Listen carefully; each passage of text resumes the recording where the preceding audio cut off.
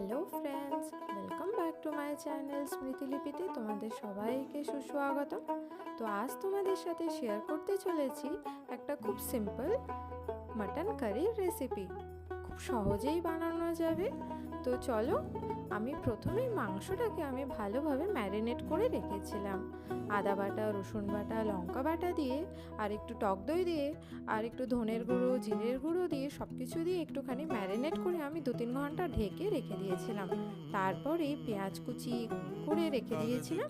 তার সাথেই আমি ডুমো ডুমো করে আলুটাকে একটু লবণ হলুদ দিয়ে মাখিয়ে রেখেছিলাম বেশ কিছুক্ষণ।